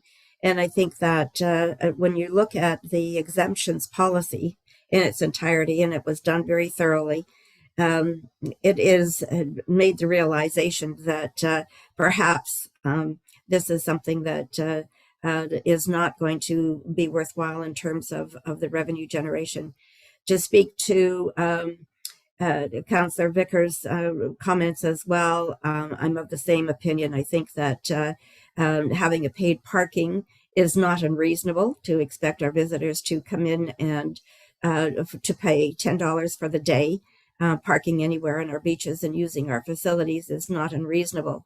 But in terms of what we have before us today, the motion that we have now moved and seconded, moved by Councillor Bell, seconded by Councillor Greenfield, that this bylaw limit a paid parking program to Memorial Park is the one that that we will move forward with a decision on. I will call a question on that shortly. But first of all, Matt, you have popped up, so I'm assuming that means you have something to add to this discussion. Thank you, Madam Mayor. I just wanted to touch on a couple of quick things. First is to thank Council for their apologies, which in this one really aren't necessary. The reason we brought forward this policy like this, rather than bringing forward the more detailed bylaw, which we would also have to do, was exactly so you could have this conversation, because I think it's important that we talked about it in one context a couple of months ago, but when you start adding in these exemptions, it becomes a bit of a different ball game. And so we were happy to bring this forward, and if council chooses not to have paid parking at the harbour, we just won't update the bylaw, and we'll have less parking passes to issue and things, and so that's fine. The only other thing that I should mention, of course, is that we've passed a budget today that includes revenue based on this plan. My estimate is that that will probably go down by half if we don't have paid parking at the harbour. My suggestion to council is that we wouldn't do anything about the budget. We would leave that as it is, and we would report the revenues through variances, because, as we talked about the last time council had this conversation, we don't actually know what the income would be, because this year's summer is going to be different from last year's summer for a whole multitude of reasons, and we don't have a huge amount of data. So we'll see if council decides to remove it from the harbour, we'll see how the revenues go, and if they're significantly lower than the budget, which they probably will be, we'll report that through variance reports throughout the year. Thank you for that, Matt. Councillor Bartley, and then Councillor Greenfield. Thank you, Madam Mayor. And Matt, I'll apologize again, I'm sorry. But in budget deliberations, I brought this up, and I thought the answer was that we are not using any revenues from paid parking in the budget because we don't know how it's going to be, and we used a levy increase to pay for this. I think that's the way it went down. For you, Madam Mayor, Yes and no, Councillor Bartley. This was a bit of an odd one because the revenues for the parking programme were in the initial budget. So part of that, whatever the first kick of the can that you had was included, I think it was $50,000 for revenues for this programme. That would probably likely go down to 25 to 30,000 if we don't have the harbour. When we said that the additional bylaw enforcement officers and the additional facilities operators to clean the washrooms were additions, it's because we'd already included the money for the revenues in the budget, in the base budget. So that was why it was an additional cost for those members of staff. Thank you. And again, I'm sorry. Not a problem. Councillor Greenfield. Thanks again, Your Worship. First of all, I want to thank Councillor Vickers for his statements. They're valid, Paul. They're valid. You make good points. I appreciate you bringing that up because, like every discussion, there are at least two sides to every story, and it was good for you to chip in on this one. I do have a question for Mr. Smith, and I think I know the answer, but this in no way affects the boat launch fees. This is just parking passes. We're not waiving anything to do with the boat launch. Am I correct? That's right. You've just passed the fees and charges bylaw that included the fee for the boat launch. That'll now be $10 to match what Memorial Park is and what the harbour could be, unless you change your minds today. And so, people will still have to pay to use the boat launch and part of the vehicles in associated to that, but it'll be nothing for anybody else. And of course, I should add that residents have to pay for the boat launch as well. That is a service that everybody pays for, not just non-residents. Thanks for that, Matt. Is there anything further on this discussion? We will entertain a vote on the motion to limit the paid parking program to Memorial Park. That is the motion that is on the floor, and I will call the question. All in favor of that motion going forward? And that is carried. Those against? That is carried. Probably shouldn't have raised my hand at that moment, Madam Mayor, because it looked like I was against, which of course I can't be. You can be. Just to clarify to council, and this is a message that you've heard regularly, but just so any public who are listening or watching will understand as well. You've passed that motion today. That means when we go to council in 2 weeks' time, the motion on the agenda index itself will say that council directs staff to limit parking to paid parking to Memorial Park. The report will still be attached in its current format. So the report itself won't change at all. It will still have all of the stuff about the paid parking exemption policy, because that's just a carry forward of what the recommendation was here, and we don't rewrite them in between. So it's the agenda index recommendation that's the important one as far as this is concerned next time round. Thank you for that, Matt. You'll probably have to remind us of that again this time we see it. And moving on to development services, DEV 2022-02. The encroachment agreement on Sydenham Lakeshore Drive.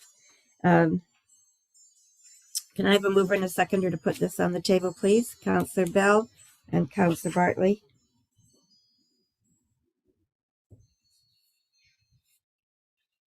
And comments, questions on this?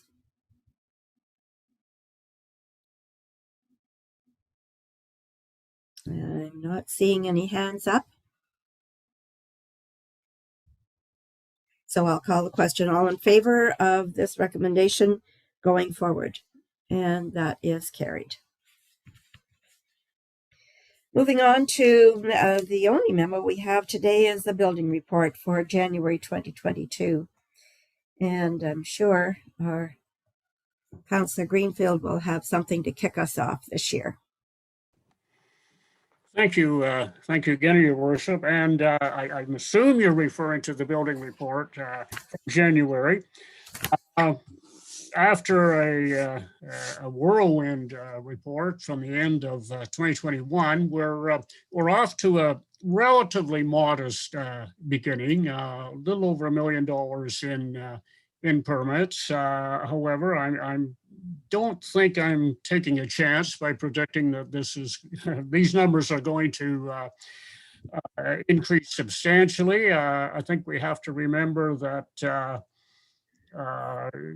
this past January was the coldest since the polar vortex of 2014, and that likely didn't inspire a big rush of outside work. So it's a good start, and we're going to do very well.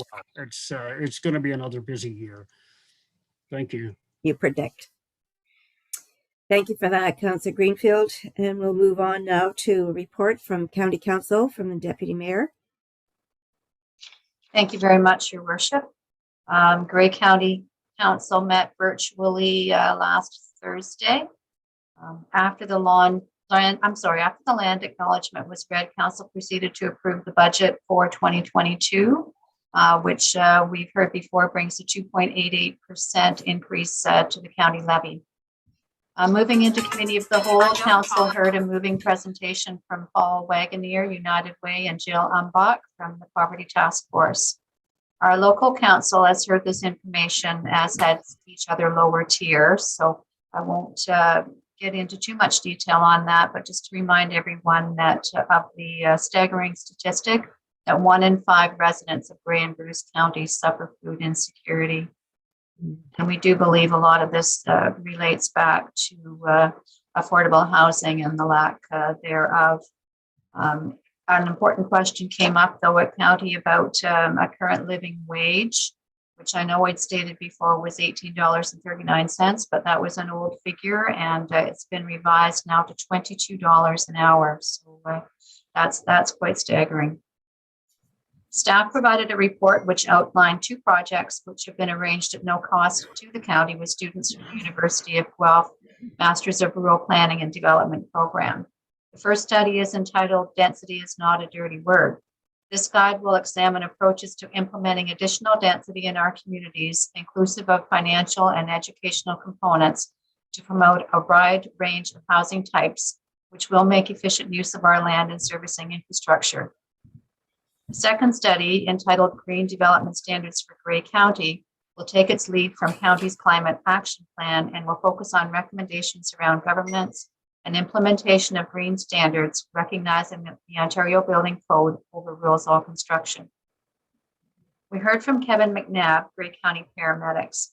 The report outlined response times for the year 2021. The county sets their targets each October.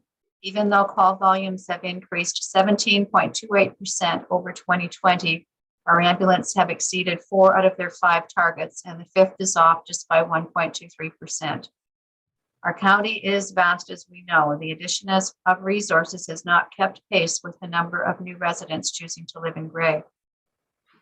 It was agreed to bump up the reconstruction of Grey Road 27, Durham Road West, to meet the demands of growth in West Grey.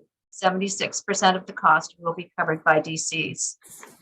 Also in West Grey, the tender was awarded for bridge structure number 9-354. This is a full replacement. The tender was won by Robo's Farm Service in the amount of $1,345,678. The final report for the February 10th meeting was approval for the terms of reference for the new Mental Health and Addictions Task Force. The task force will consider who the treatment providers are, how they are funded, and the services they provide, providers' assessment of gaps, wait lists, advocacy to various levels of government, and we will be tasked with creating a local response strategy. I'm pleased to say that of the 7 members, County Council, the Mayor and I have both been appointed to this task force, and I know we both look forward to this very important work. And again, over to you, Worship, if there's anything you wanted to add. Nothing at this point. We certainly look forward to bringing lots of information back to our council and community as well. Thank you very much, Deputy Mayor. And we'll move on to the Accessibility Advisory Committee. Councillor Greenfield. Yes, thank you again, Your Worship. The Accessibility Committee did meet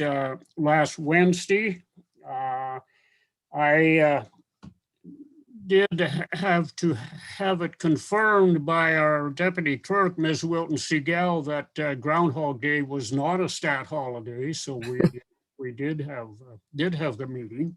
Thank you, Margaret. We have had some good discussions. One of the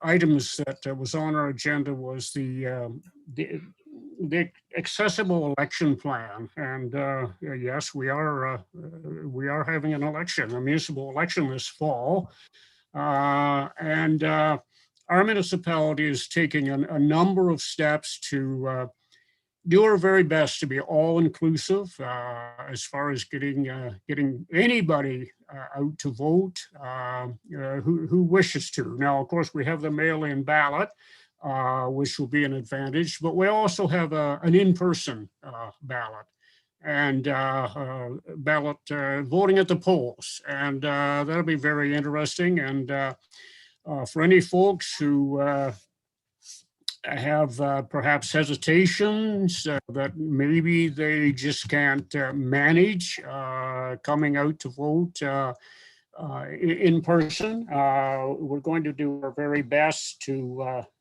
try to accommodate each and every one. A lot of information will be coming forward on the website, of course. Municipality is undertaking a number of capital projects this year, and we were joined by Mr. Willis, who ran through them. Most of them pertain to potential accessibility difficulties, and it looks as if we're doing our very best again in these projects to help out everyone. Here again, we're part of the caring, well-being community that we are becoming. And another item that was very interesting, and it was we were fortunate enough to have your worship join us for a short time, and that was the studio project update. A couple of young folks from Ryerson University joined us virtually and ran through the program that they are involved with, helping us out with our official plan review. It's just a great example of partnerships that are out there where you have to go and shake the bushes to see if you can find them. But actually, one of our members, Mary Solomon, brought this to our attention a few months ago, and Ms. Wilton Seagal followed up on it, and it's been a real good experience, I think, for everyone. That's about it, Your Worship. We had the minutes from the county accessibility committee. They're always interesting, and I think coincidentally they're doing many of the same things we're endeavoring to do. So, anyways, always an interesting meeting. Thank you. Thank you, Councillor Greenfield. It is always a real treat when we have students come and present on a project that they've taken hold of on a particular topic. It's just a win on so many different levels, engaging our youth, gaining the benefit of their teacher and their learning opportunities that we might not have that opportunity for. So it is always a real pleasure to be able to welcome these young folks into our community for a short time, and to connect with them on increase their level of learning and to help our residents in the process. So always enjoy that when we have that special connection. Thank you for that, Councillor Greenfield. Other boards and committees, I know that there was a BIA meeting, I believe, and Deputy Mayor, sorry, you have something that you want to add? Your Worship, thank you. I was just going to briefly add that Grey County Economic Development Committee met last February the 9th. And I'm very honored to say that I was chosen chair of that group for 2022.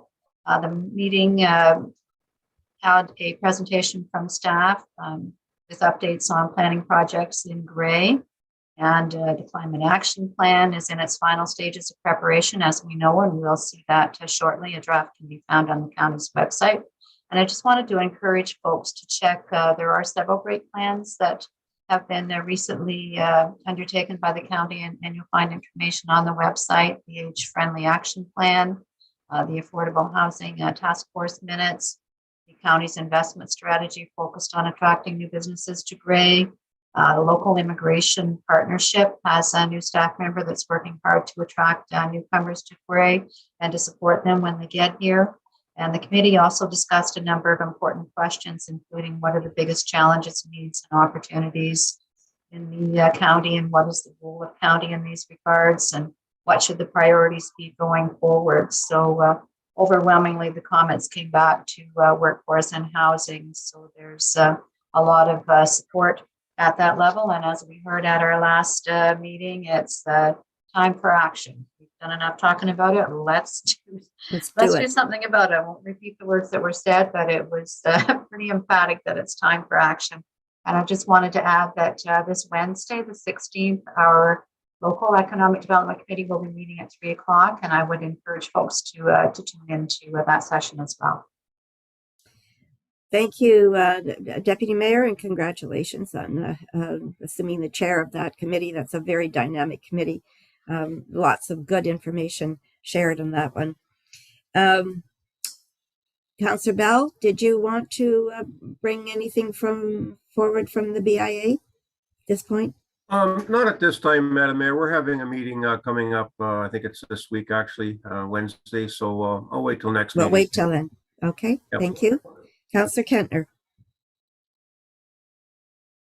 Thank you, Your Worship. I should have mentioned as well, I attended the Chamber of Commerce Board meeting last week, and that's a rotation where a number of councillors sit in on the board meeting. And really one of the highlights for me during the meeting, and I think for everybody, was a presentation from Janet Sperling about our strategic initiatives as a council. I think that the chamber board was quite impressed with what we're addressing and the progress we're making. And yeah, I think that this is the chamber and council are working more harmoniously and keeping each other informed. And I think that's very valuable. Thank you. Thank you for that. It's good to know. Councillor Bartley. Thank you, Madam Mayor. And we did have an ITFD fire board meeting. Since the former chief has retired, we've had an interim chief, and we've put a process in place to hire a permanent fire chief. Our budget was brought forward. It wasn't very little different from this 2021, so there's really nothing to report there. It looked like a good budget. One thing that did come out, which really made me happy, was Meaford staff and council was wanting ITFD to have a fire master plan. And it looks like that process is in place to start, and we will have a fire master plan on the ITFD side, and hopefully we can gel the two. Thank you. Yeah, very good. Thank you. Oh, lots of good stuff happening. Thank you. Oh, Councillor Greenfield. Yes, thank you, Your Worship.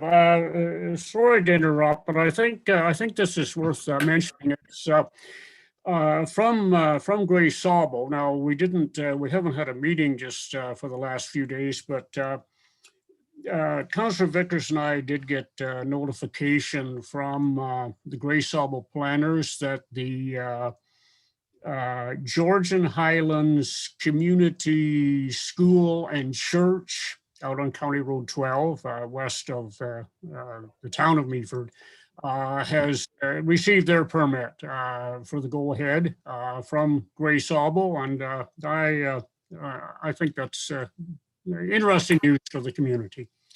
Thanks for that. Thank you. Good news. Okay, seeing nothing further, I'd like a motion, please, to move out of committee of the whole. Mover and a seconder, please. Councillor Bell, Councillor Kentner, thank you.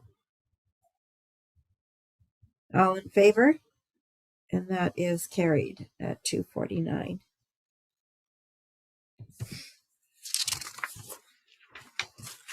And we'll go through the motions and then have a quick break before we go into closed this afternoon, unless it's needed. One is needed now. We're okay for a few minutes? I think so. Okay, the first councillor motion we have, are there any notices of motion? Come forward. Councillor Bartley. Thank you, Madam Mayor. I do wish to bring a motion forward that we put in place a new direction for snow removal only on the small sections of the roads that the Snowmobile Club uses. So I'll bring that forward for next time. Thank you. Okay. Are there any other notices of motion? Okay.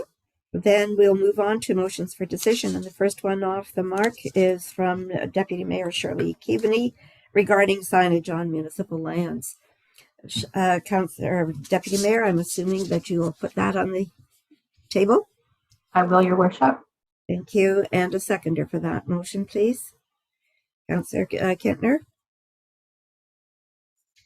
All right.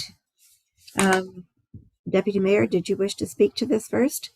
I will briefly, Your Worship. Thank you. And I think everyone has read the motion. The intent of it is not to harm businesses or to cause grief for anyone, but just to clean up some of the signage that we have, I think, predominantly in the urban area, where we have some signs, one for a business that no longer exists and hasn't existed for a couple of years, and another one that has a message on it that's 2 or 3 months out of date. And I just would like to see these things tidied up, just so that our residents and any visitors to Meaford have correct wayfinding if they're looking for a particular business or whatever it is, that they can follow appropriate signage and get to where they want to go without being misled. So I just hope that there'll be support for this motion so that staff can go forward and make sure that all of our signage is current, and that the rules related to signage are equitable for everyone. Thank you for that, Deputy Mayor. Anyone else comment? Councillor Bell. Thank you, Madam Mayor, and thank you, Madam Deputy Mayor. You and I had an opportunity to do a brief conversation about your notice of motion. I am going to support you with this, but I do have some reservations on this particular item. And I know that you didn't go through your notice sort of line by line, but there's a few things in your notice, Madam Deputy Mayor, that I think if we thought paid parking might make some kind of burden, or it's going to be difficult. I can see through this that I'm just going to begin. So your options for removal of non-compliant commercial signs on municipal property. I can see that for businesses that no longer exist, and for that removal. But when it says just to remove a sign which is simply non-compliant, that could be inferred, and I know the staff report will come back if we vote in favor of this, what it means to those businesses which are currently still active, but those signs are simply not compliant to what signage bylaws are. Your second one has a lot in it, and it's about long-standing business signs that are out there that have been around for a very long period of time. But we want to make sure it says that these commercial signs meet the terms of the sign bylaw. And the terms, I know Madam Deputy Mayor referred to finances, like what you've got a sign that's out there and there needs to be a fee applied. And so that would be the terms. And also in that second idea of it all is to remove outdated signs also on private property. I think that when the report comes back, I've said up front that I'm going to support this, but I think this is going to be maybe kind of tricky. I think that there'll be some need to really dig into this with the long tooth on all of these. And finally, Madam Deputy Mayor, it says to apply fees immediately to commercial signs on municipal property. And I've interpreted that, Madam Deputy Mayor, whether they are compliant or not, but to administer the fee. So I've said I'm going to raise my hand to support you on this and to have staff look into this. But I think that this is going to have a lot of digging to be done to bring this forward, because I truly understand your intent of what your desire is to do on this. So thanks, Madam Mayor, for the time to speak. Okay. Anyone else wish to comment on this motion? Deputy Mayor. Thank you, Worship, and just to Councillor Bell. And I fully appreciate your comments and understand that, yes, this is not a simple project. It will take time. It will require some work by staff to look into this, and it may not be an immediate priority, and that's just fine. But I want to see an effort made towards, as I say, just cleaning up the signage, making sure that it's all current, and making sure that whatever the fees are, that they are equal to everyone. And this is really just for signs on municipal property, just those on our own property. Okay, thank you for that. There's no further comments or questions. I will call the question. All in favor of this motion going forward? And that is carried. Thank you. The second one is a motion that I'd like to bring forward, and it's regarding support for a family health team. But I will need a mover and a seconder to put that on the table, please. Deputy Mayor, thank you, and Councillor Bell.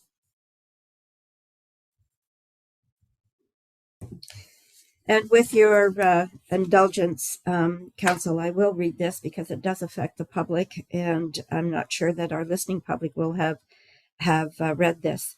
So the recommendation reads, whereas in 2007, the Ministry of Health and Long-Term Care, now the Ministry of Health, MOH, declared the municipality of Meaford, including the town of the Blue Mountains, to be designated an underserviced area with regard to the number of family physicians practicing in the community per a specified number of residents. And whereas there are still approximately 3,000 plus unrostered patients, or those without access to their own family doctor, in our municipality, that places an excessive burden of care on the Meaford Hospital Emergency Department. And this number is expected to rise exponentially due to the explosion of new residents in our community. And whereas valiant efforts over these years have been unsuccessful in securing net new physicians beyond those replacing retiring doctors in our community. And whereas a family health team model is a comprehensive, efficient, and cost-effective way to deliver primary health care to residents through a network of family physicians and allied healthcare professionals, such as nurse practitioners, occupational and physical therapists, dietitians, psychologists, and mental health therapists, etc. And whereas interconnected, inclusive, and supportive work environment is attractive and indeed a critical factor in the ability to encourage new family doctors to set up a rural family practice in our community. And whereas Dr. Brian Rakowski has recently moved his medical family practice to Meaford and has taken the lead in conjunction with the family physicians in Meaford to apply for a family health team that will expand and improve access to primary health care for all of our residents. And whereas addressing the local shortage in family health care practitioners is entrenched in the strategic priorities for this council's term of office and is further highlighted in our recently approved Community Safety and Wellbeing Plan. Therefore, be it resolved that the municipality of Meaford supports Dr. Rakowski's application to the Ministry of Health for a family health team to better serve the residents of the municipality of Meaford. With that, I just wanted to add that this is just a formal endorsement of the lead that Dr. Rakowski has agreed to take on our behalf to not only apply for a family health team, but also to bring forward his abilities to mentor and to train new physicians to come into the area. This is really an opportunity that is just too good to pass up, and we must support this going forward. It is going to offer a wide range of services to promote health and wellness in our community, and to manage chronic disease as well. So with that, I will be open to any questions you may have, or ask for your support. Councillor Bell. Well, thank you, Madam Mayor. And Madam Mayor, I've always supported yourself when you represented the municipality of Meaford, when you served on a board trying to talk about doctor recruitment. I supported you when you came back to this council and you said that your presence there was not as effective as it should be. So I supported you on your thoughts about not attending on that board. And I fully support you, Madam Mayor, on this recommendation. Doctors in our area, in particular, right here in the municipality, I thank you for bringing this forward, Madam Mayor, and you got my full support. Thank you. And thank you. Appreciate that, Councillor Bell. And Deputy Mayor, and then Councillor Greenfield. Your Worship, I just wanted to also offer my appreciation to you for bringing this motion forward. It's very, very important. And we are, as you say, so fortunate to have Dr. Burkowski in our midst. And you certainly have my full support. We know that doctors nowadays are schooled to work in this type of atmosphere with a family health team.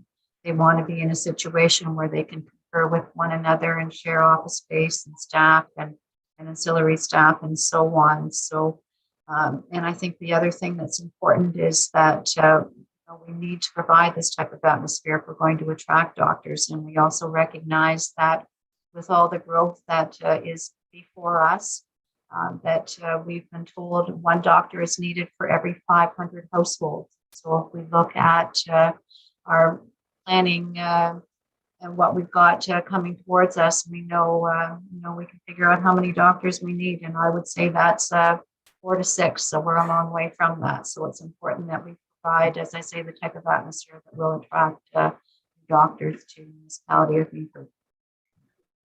Thank you, Deputy Mayor. Appreciate that. And Councillor Greenfield. Thank you, Your Worship. Thank you for bringing forward this notice of motion, and to you and Dr. Burkowski, all the best with this venture. I just want to point out that we're not just talking MDs here, and I'm certainly not downplaying their importance, but the other practitioners that are mentioned, nurse practitioners, occupational and physical therapists, dietitians, psychologists, and mental health therapists, and on and on. This is such a natural fit into our community health and well-being plan. And having served on the accessibility committee, I can see the connections that are absolutely necessary, and I am so hopeful that this venture will go forward successfully and as soon as possible. Thanks for bringing it forward. Thank you for that. Seeing Councillor Kentner. Thank you, Your Worship. Could I just ask if you would explain, where is this facility going to be? What's it going to look like? What kind of timing? Can you give us any idea? Well, a family health team is not a place. Family health team is a collection of professionals, of family medical doctors, practitioners, as well as all of the allied services that we've mentioned. So first of all, we have Dr. Rakowski's new to him premises, that will be accommodating 2 other practitioners in one form or another. So there is that facility available now. There's also room in our Bumstead clinic currently, so there is room there for more practitioners to come in as well. So that will be up to the group that forms out of this for this family health team to decide what space they need and where it should be. So Can I ask you, is that the former Orange Hall site or not? The former, no, it's the Dr. Bukowski's premise is the former Gardner Wilson Oh, funeral yes, home. okay. Well, that is the former Orange Hall. Okay, sorry, that was before my Okay. time. You have to be around for a long time. Thank you very much. Appreciate that. No worries. So with that, I'm not seeing any further hands, so I'll call the question. All in favor of this motion moving forward, and that is carried. Thank you very much for that. Okay, we have the adoption of the minutes of the council meeting January 31st, 2022. The mover and a seconder, please, to put that on the table. And Councillor Greenfield and Councillor Bell, thanks. Any comments, questions on that? Seeing none, all in favor of that, those minutes, and that is carried. We also have another one on 5 o'clock meeting on January 31st. And I need a mover and a seconder to put that on the table too, please. Councillor Vickers and Councillor Bartley. Thank you. Is there any comments or questions on that one? Seeing none, all in favor? And that is carried. Is there anything on the communications file that council would like to pull or for discussion? No, I'm seeing nothing there. With that, we have reached the end of this open meeting business that we can conduct in open session. And I will ask for a mover and a second to move into closed session to discuss the issues with the clerk and the CAO in attendance to discuss litigation or potential litigation, including matters before administrative tribunals affecting the municipality. This is specific to the 2021 legal status update. Can I have a mover and a seconder to put that on the table, please?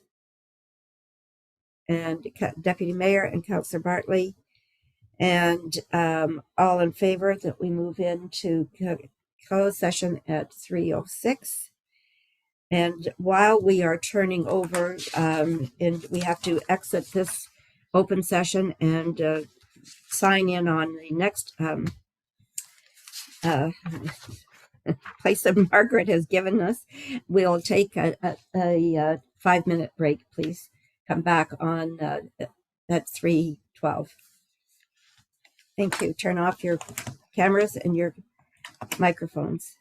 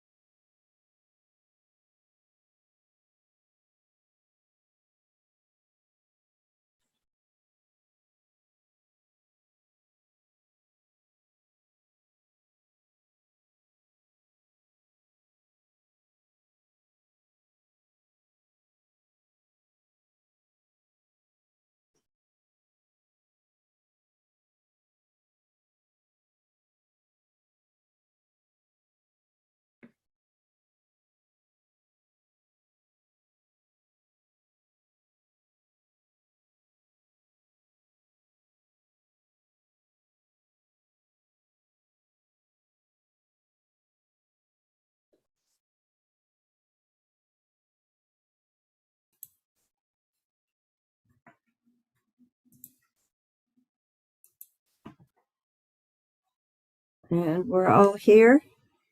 Back in 2, 3, 4. Who are we missing?